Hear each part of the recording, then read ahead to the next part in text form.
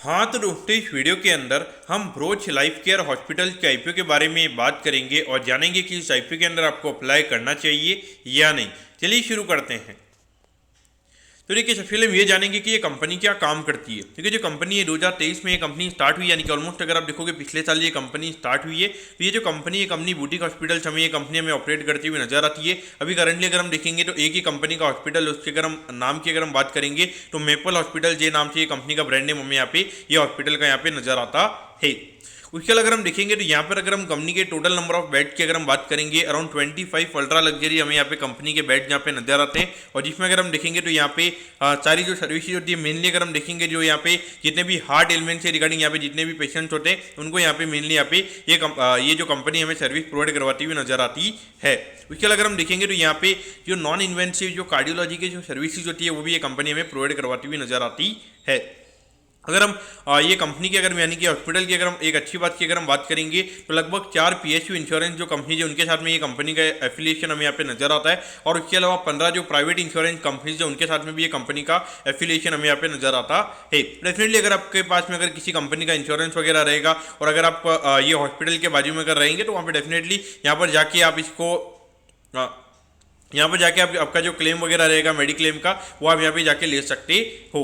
अगर हम कंपनी के हॉस्पिटल की अगर हम बात करेंगे तो भरूच में अभी करेंटली हमें यहाँ पे कंपनी का हॉस्पिटल यहाँ पे नजर आता है।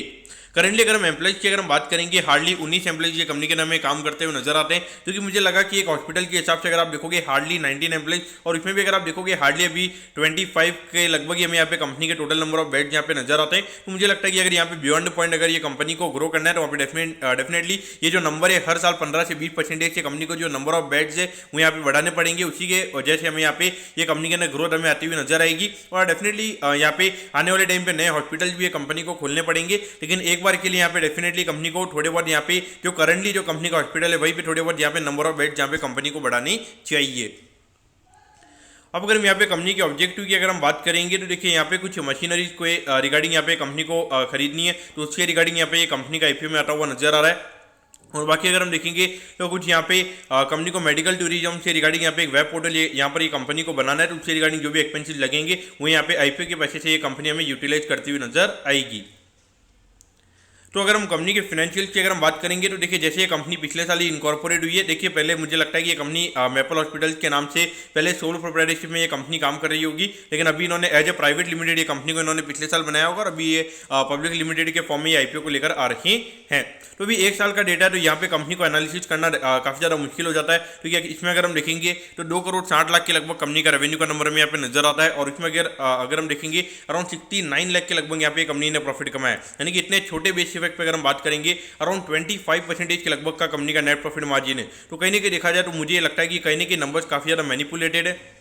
अराउंड 25% के नेट प्रॉफिट मार्जिन पे हॉस्पिटल बिजनेस चलाना, जिसमें अगर आप देखोगे अगर आपके पास में 19 एम्प्लॉइज है, उसको लगातार अच्छी खासी सैलरी अगर आपको देनी है, तो उसके अलावा आपके ऑपरेटिंग एक्सपेंसेस काफ़ी ज़्यादा होते हैं, तो उसके बाद में अगर हम देखेंगे तो इतना ज़्यादा मार्जिन बैठना, मुझे लगता है कि कहीं ना कहीं यहाँ पे कंपनी के जो मार्जिन है वो में यहाँ पे काफ़ी ज़्यादा एक्सपेंसिव यहाँ पे नजर आते हैं। हाँ, कहीं ना कहीं आप ये कह सकते हो कि जो ग्रॉस मार्जिन होते हैं वो यहाँ पे ज़्यादा हो सकता है, लेकिन कहीं ना कहीं अगर आप देखोगे ऑपरेटिंग एक्सपेंसिव हॉस्पिटल के काफ़ी ज़्यादा होते हैं। और उसके अलावा जो स्टाफ की सैलरीज वगैरह होती है तो उसके बाद में 25% के लगभग का नेट प्रॉफिट मार्जिन बचना, तो ये मुझे लगता है कि कहीं ना कहीं थोड़े बहुत नंबर्स यहाँ पे कंपनी के मैनिपुलेटेड हमें यहाँ पे नजर आते हैं।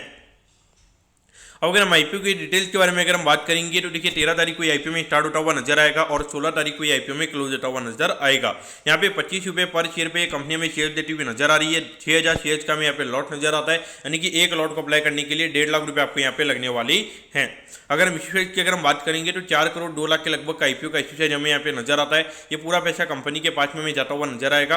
और इसमें अगर हम यहाँ पे रिटेल कोटा की अगर हम बात करेंगे तो लगभग 2 करोड़ के लगभग का ही रिटेल कोटा में यहाँ पे कंपनी का नजर आता है। और ये जो कंपनी में बीएससी का एसएम प्लेटफॉर्म भी कंपनी में लिस्ट होती हुई नजर आएगी। अब अगर हम टाइम टेबल के बारे में अगर हम बात करेंगे तो देखिए, यहाँ पे लगभग 19 तारीख को आपको पता चल जाएगा कि आपको अलॉटमेंट मिला है, यानी कि अलॉटमेंट नहीं मिलता है तो 20 तारीख को रिफंड मिल जाएगा। 20 तारीख को आपके डीमैट अकाउंट में शेयर आ जाएंगे अगर आपको अलॉटमेंट मिलता है। और 21 तारीख को ये कंपनी में लिस्ट होती हुई नजर आएगी।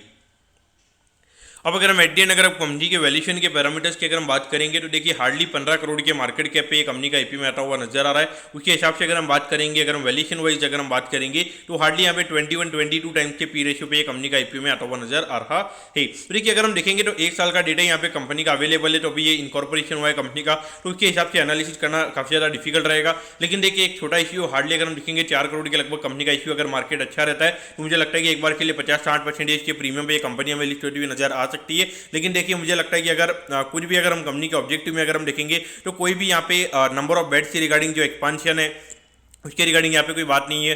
और उसके अगर हम बात करेंगे तो यहाँ पे नंबर ऑफ हॉस्पिटल यानी कि कुछ नए हॉस्पिटल से रिगार्डिंग भी यहाँ पे कंपनी के ऑब्जेक्टिव में कुछ नजर नहीं आता है। तो इसीलिए मुझे लगता है कि सिर्फ आपको यहाँ पे लिस्टिंग गेन के लिए आईपीओ के अंदर अप्लाई करना चाहिए, बाकी मेरे ख्याल से उसके बाद में अवॉइड करना ही यहाँ पे सही रहेगा। तो दोस्तों मैं होप करता हूँ कि ब्रोच लाइफ केयर के बारे में आपको सब कुछ समझ में आ गया होगा। अगर आपकी कोई भी क्वेरीज है आप कमेंट कीजिए, मैं जरूर आपके कमेंट पर रिप्लाई करूंगा। ओके दोस्तों, thank you, have a nice day.